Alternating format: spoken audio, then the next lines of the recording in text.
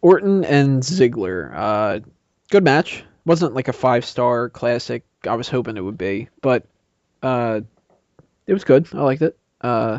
Nothing crazy happened and all that. It was just that's standard kind of stuff. The Yeah, it biggest I was think very difference standard. was the DDT on the outside of the barricade, but the uh, the RKO was fine and like yeah, everything was good about it. It just wasn't.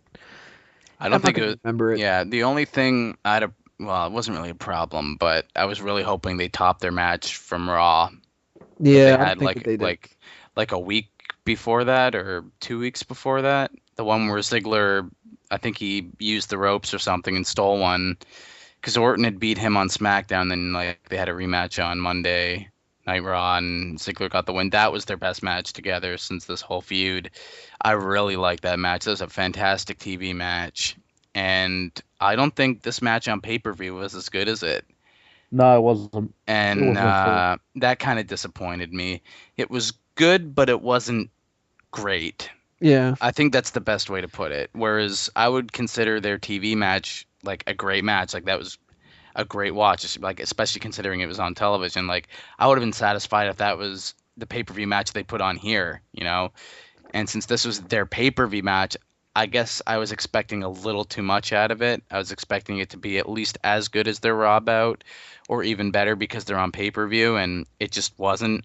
And I think that left a bit of a sour taste in my mouth. That Norton winning, yeah. which I said you can never count that out because it's always bound to happen. It's Yeah, it was But disappointment no. through getting your hopes up because you would expect that the pay-per-view match would be better than the Raw one. yeah, and then the Raw And if one they would ends. have switched it around, it would have been, oh, this is a great match, Yeah, that yeah, whole thing. because the Raw match I think was superior. Just like I'm gonna do a comparison. CM Punk and Dolph Ziggler, they had a TV match. I think it was the night after Survivor Series last year. I could be wrong on the date, but that was an amazing back and forth match on TV. And then they had a pay-per-view match at the Royal Rumble for the WWE title, and I was hoping that it'd be just as good.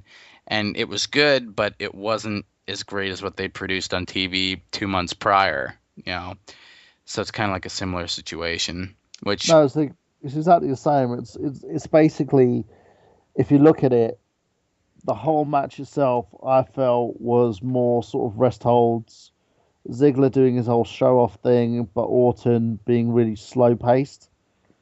He didn't show that he was working as well as he usually does, and with it it was very itself, methodical. It was way more yeah, methodical than the match they had on Raw, so yeah, it yeah, I slowed down agree. the pace. Whereas the match on Raw was just fast-paced action from beginning to end.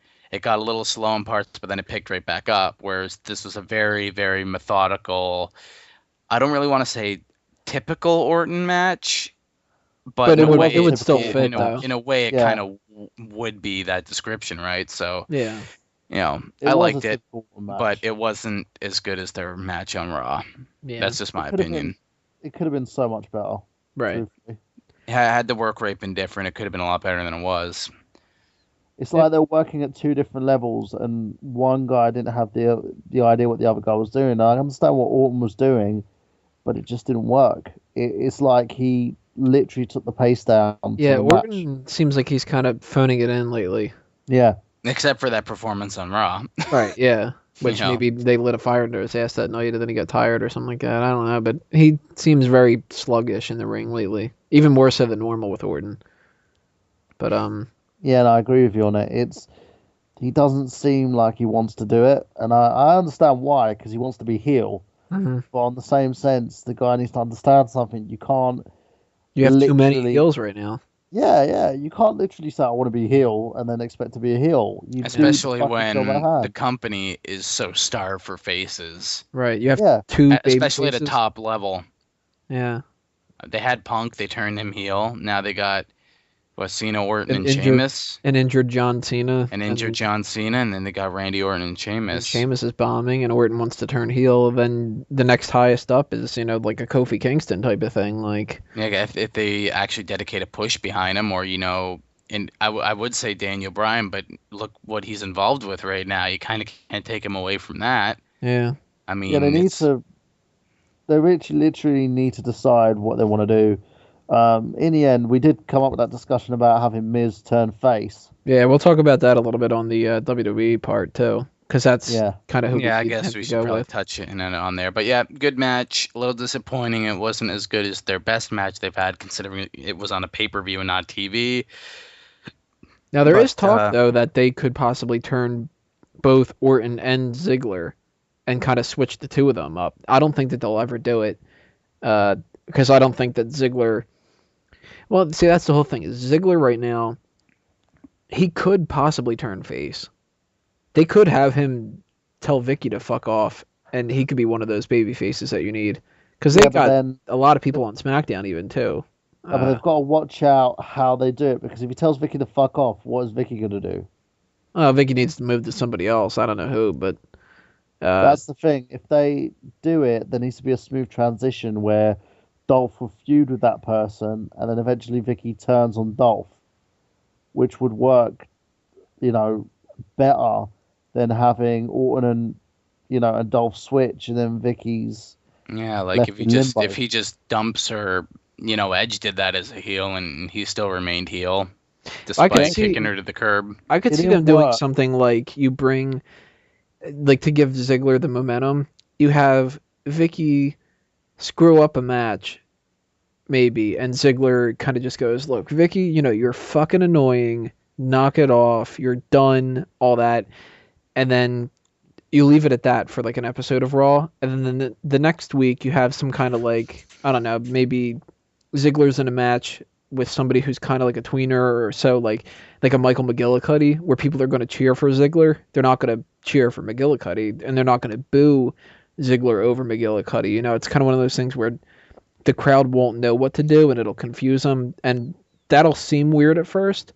But then you have Vicky come out with somebody else, like a Mason Ryan maybe, and he tries to fight for Vicky, and then it's like Ziggler is like the one getting beaten up, and then he, takes to the crowd, and it's like, you guys think she's annoying too, right? And then everybody's like, yeah, fuck, Ziggler's the man, like that kind of a thing.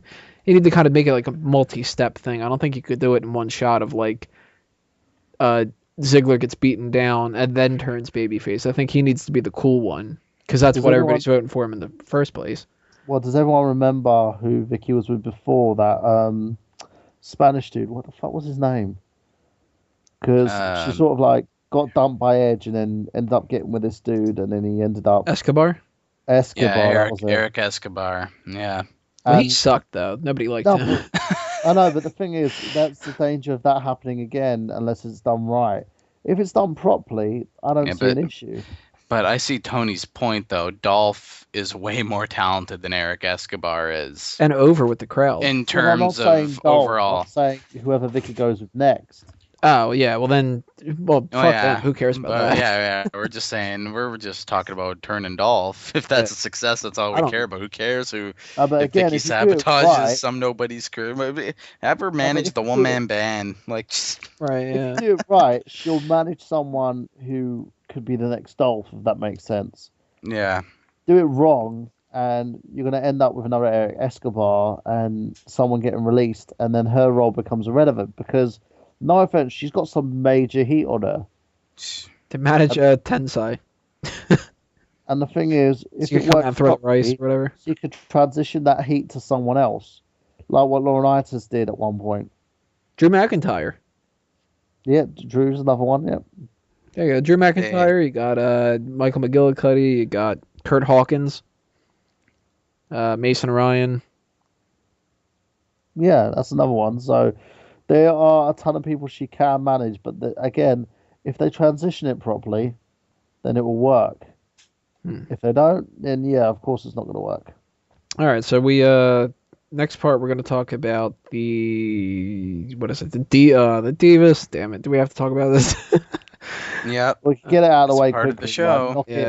That'll be knock it out like like a quick wank. Yeah, well, that'll be a quick part, and then we'll move on to the stuff that matters. Next part, we're going to the Divas.